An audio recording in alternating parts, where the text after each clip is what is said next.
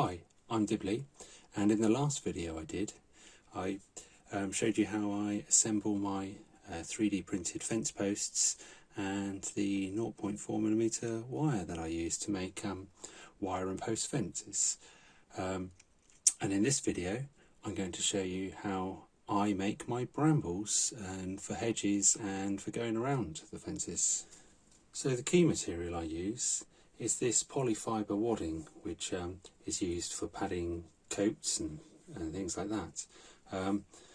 I've just bought a little bit off eBay. It's only a small piece, but it will actually go quite far because you don't even want the whole thickness of it. Basically, you want to just tease out a thin layer of it, and you really don't need very much at all. And once you've got a layer teased out, I'd basically take the whole layer off. I then go and spray it using just a brown aerosol paint. The one I've currently got is this one, Cobra, but it doesn't really matter, any brown paint will do. And when you paint it, you end up with something that looks a little bit like that. And then from there, we tease out tiny little bits and start gluing it down onto the board. So as you can see, I've already started a little bit.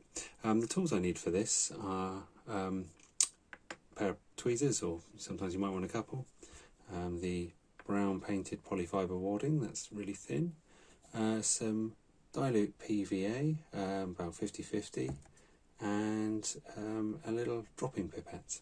So, as I said, I've already started it a little bit. That's because instead of taking a video, I managed to take a still photo. So, and didn't realise until the screen went off. Right, so we rip a little bit off. You don't want too much. Much better to do little tiny bits and build up than great big bits. I tried bigger bits and it just, I don't know, it just doesn't sit right. So, little bits are better.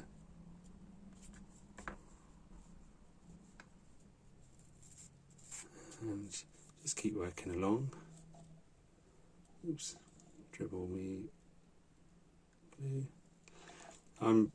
My intention on this is to kind of build the brambles up beside the fence, because you know, there might be, I don't know, it depends what you've got really. There might be traffic, or obviously the rails might be there, or might be a farmer's field or something like that.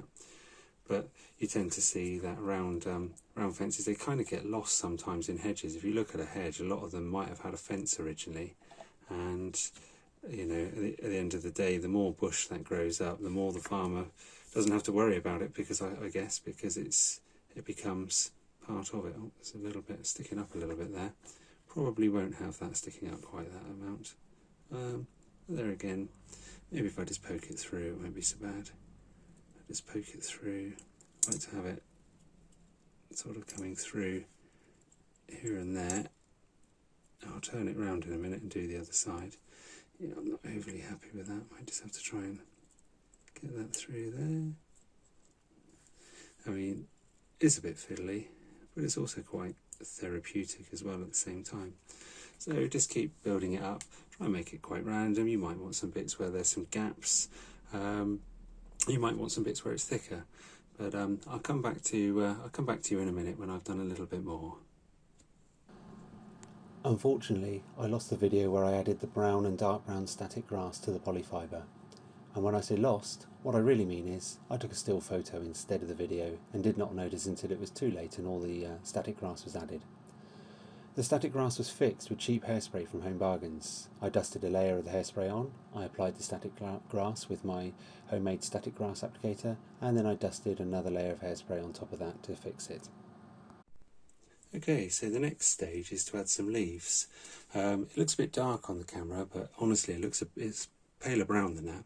So the first step for me, because I'm kind of modelling a railway in autumn colours, I've got some very finely ground leaves that I've ground in a blender and then sieved, and I'm just going to start. My first layer will be with some of those.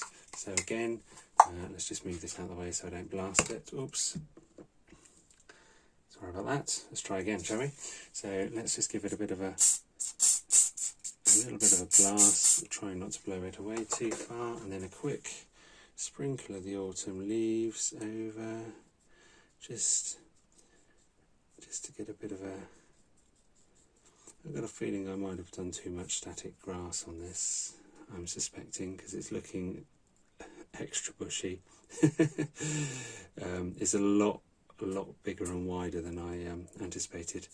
Never mind, it is what it is. So there's some brown leaves there, so could possibly put maybe a few more. Maybe we'll just go for a few more and see how it pans out.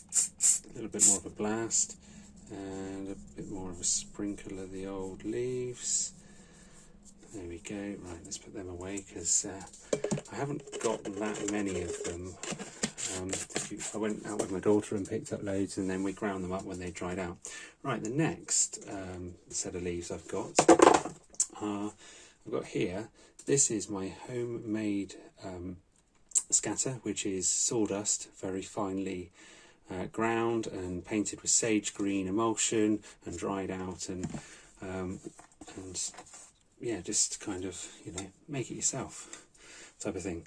Right, let's blast a little bit more on there, and then a little bit of a sprinkle. So this is a paler colour, just to sort of, these are some of the leaves that haven't quite gone brown yet, but are on the way. That'll probably do. Oops, kind of chucked it at it there.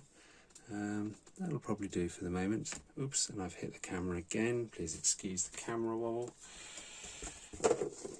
Just as well I'm not a professional, eh? Which I'm clearly not. Right, next one. My wife was very kind and got me some nice green, some real flock.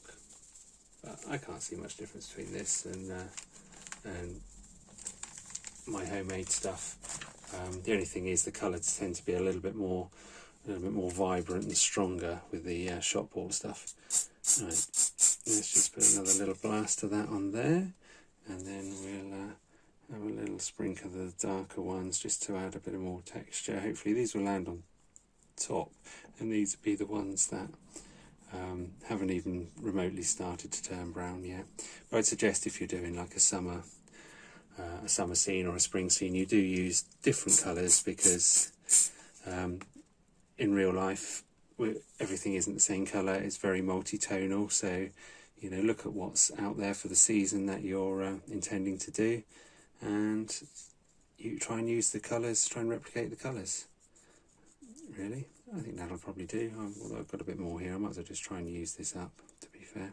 Probably a bit of an overkill, really, but that's basically it. And then just fix again, one last fix, and I might as well just use the last bit I've got up just as well. Just quickly sprinkle this on. The rest of it will get hoovered up, and there you have it. Right, so probably doesn't look very good from there. So I just realised I didn't actually have the camera turned on when I did the last bit. Can't really remember where I got to, but I've moved the light now, and hopefully you can see that it doesn't make too shady a hedge, really. You can see that all of the scatter tends to stick quite nicely to the static grass and the polyfibre, and almost makes, like, you know, little twigs with leaves on it. It's really not that bad. I'm sure there are far better ways. There's a big glob of blue there, which is really nice, but it's PVA. It'll disappear eventually, or it'll do something. But yes, so that is how I make my hedges from polyfibre, static grass, and a few different colours of ordinary scatter scenic material. So I hope you have found, oops, it's a bit blurry there. I hope, there we go, that's better. I hope you found this useful, and maybe you'll have a little experiment at making some hedges like this for your railway. Well, thank you for watching. See you next time.